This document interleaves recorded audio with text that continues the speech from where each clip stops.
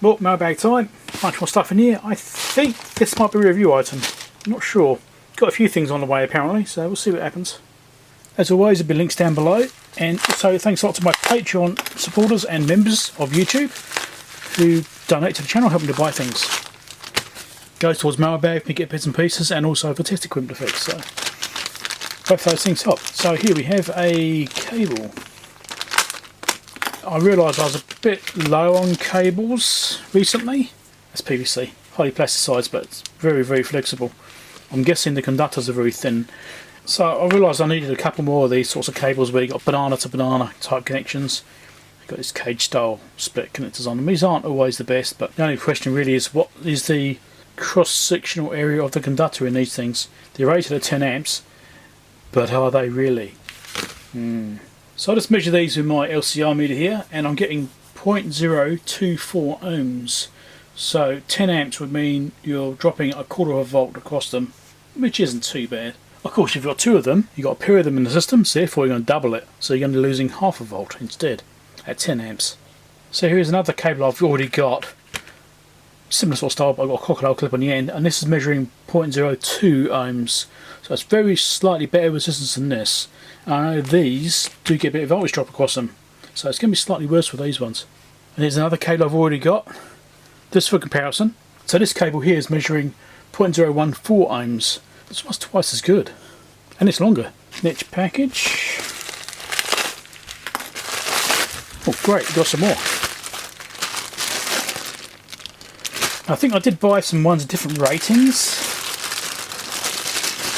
So this is convenient. Let's just try this packet first. I think they are different. So different lengths. We've got some shorter ones here, 50 centimeters and 1 meter. So let's look at the 1 meter cable because that'll give us a comparison. Now I think these were high rating. Let me stick that on there. Oh, get it actually on there. And on here. Oh, that's much better. 0.006. That's more like it. That's a really good one. And let's try a really short one. 0.003. Half as long, half as distance, as expected. That's great. So those ones are good. I like those ones. We've got these ones here, which are even longer.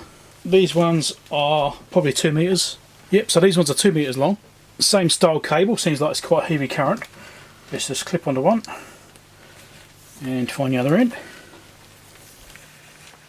Cable feels like it's the same kind of quality as the other one. Stick that in there. 0.012, yeah, double what the other one was, which is 0.06 or 006. So yeah, quality is good. These are nice ones. Check the links out for them. Now thinking about the fact I've got one extra long cable in this set here, I think it's supposed to be a set of 5 the same length, so I'm guessing they actually ran out of one of those lengths or something. So they gave me a longer one to make up for it. I suppose that's alright, isn't it?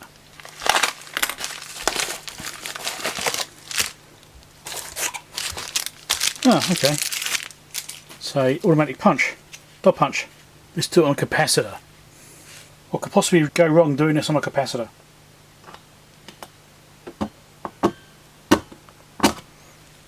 Well, it's not actually going click, that's just me pushing it down. Let me try on something which isn't going to compress like this. So I'll stick it on my desk over here to the side. Yep, that's fine. It does actually punch in as well. So excellent. Great for doing drilling, for drilling holes. Especially if you've got like slightly curved surfaces, you can push down and get it straight, then it will just put a little indent in there, gives you a starting point for the drill. Highly recommended you do that if you're doing drilling, centre punching. I've got one of these out in my garage, but I didn't have one in here, so I thought I'd get one for in here. Oh, we've got a multi-pack, have we? We do, we've got a second pack. So we'll come back to the other piece. So I combine both together for some reason. So it's basically some little bottles, which are individually bagged. Seriously, people. There's plastic bags everywhere. It's like ridiculous. Okay, so I put the bottle in the plastic bag. Why don't I put these bits in the plastic bags? Anyway, so what I'm hoping for is that these will be liquid tight, because I need this kind of thing for a storage medium. So I want to put some white vinegar in these, and the idea is I can put these in my little kit, which I have, and I can hopefully have them sealed. I'm going to obviously make sure they don't leak, but then I've got white vinegar and I can just brush it on. That's the idea I've got these, so you can just brush it onto the affected area for doing battery terminals, things like that. Instead of just flooding it, you can actually brush it. That's why I've got these 5 bottles, and they're made from PET apparently, recycled PET. And you thought they cremated them.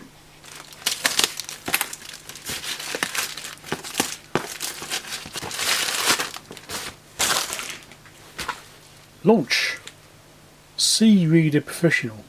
This is definitely a review item. I was actually hoping to get a different item from Banggood. They said, oh, we'll send you this one. So I got this one. The one I was actually hoping for was actually much more expensive. I don't know, 8 times the price or something like that. This one's a lot cheaper. So I can understand the reluctance to send it straight away. But I wanted me to try this one out first. So it's a OBD2 type reader for your car, and the intention is to do a full review on this, and it looks like it's completely flat. Okay, that's fine because it's been posted, so I have to charge it up. But yeah, the idea is you can use that for doing diagnostics on your car. You know, it's quite a standard thing, and you've got different qualities of these things. Not all testers that are alike. I've already got some testers. They're a bit older now, so they don't have necessarily all the best stuff on them, and a bit slow, to be honest. And these new ones are definitely very different. So I'll do a full review on this once I've had a play with it. But basically it means you can hook up to your car and try and diagnose what's going on with various fault codes, things like that. But we'll find out when I do the review. Make sure we check that out when it comes out soon-ish. Oh, it is booting up. Okay, I guess I just didn't see it. And it's touchscreen. English. Next step. Time zone. Maybe it's further down somewhere. Here you go. Interesting. I'll finish doing this setup. Well, I have to say, the user interface is awfully slow. I tacked that 10 seconds before I started pushing record on the camera, and it just came on as I hit record. I don't know. Is this getting any better? Okay, whatever. Settings. No, I'm in there.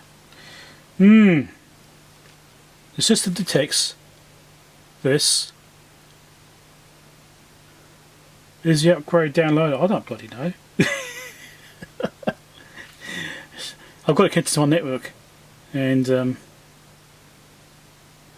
check version. Is a new version. Always do an update.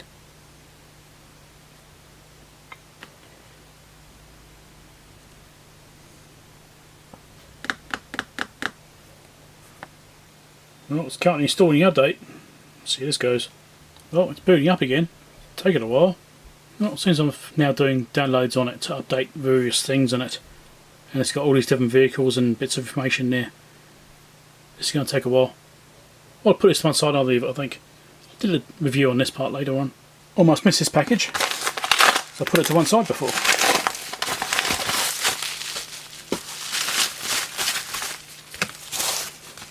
I saw this and I thought it looked interesting. It's mechanic.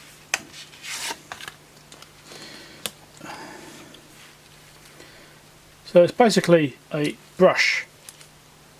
You've got 2 of them. These ends just screw on that shaft there. So you've got a steel brush at end and a hairbrush of some kind. This is for cleaning PCBs. Why do they screw on like this so loosely? I don't know. But it's just the way they assembled it. Right, thread fitters. Terrible. Someone needs to teach them about thread tolerancing. Wow, that's horrendous. Anyway. Yeah, so for PCB cleanup, you've got this little wire brush at end. So if you want to do some scraping, like trying to take off a solder mask or something, you can use that end.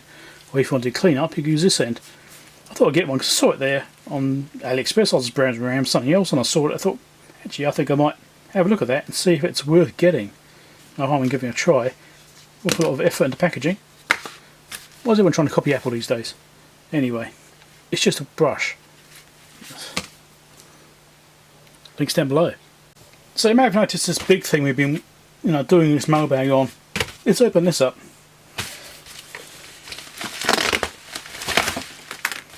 I think it's a bit oversized, but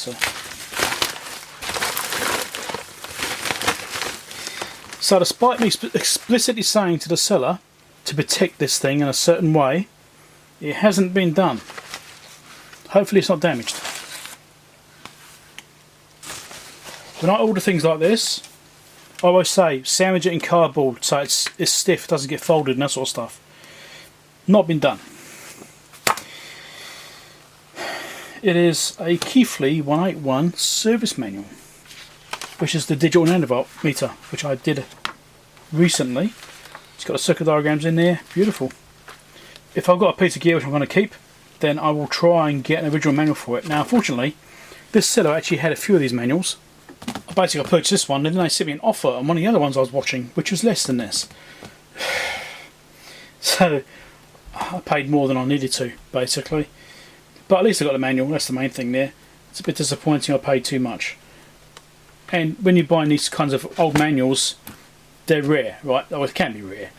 They're hard to get. Once they're all gone, that's it, they're gone. So if you see a manual which you want, you kind of need to go for it, even if the price is a bit on the high side.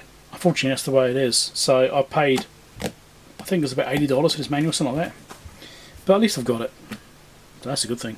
I think there was an electronic manual for this, so I don't need to scan it. This one is 1981. Yeah, 1981 on there as well. So I think that's the same as one electronic version I've got. But I always like to have a physical manual because the diagrams and stuff like that are always much easier to read than a physical manual. Far prefer it. Now, don't forget to check out the links down below. Subscribe over there if you're not already subscribed. Patreon support link over there if you want to support the channel. Help me buy more test gear and maybe manuals to go with it. And also watch out for this launch review, which I'm going to be doing soon once I've actually had to play with it and learn how to use the thing. Catch you later.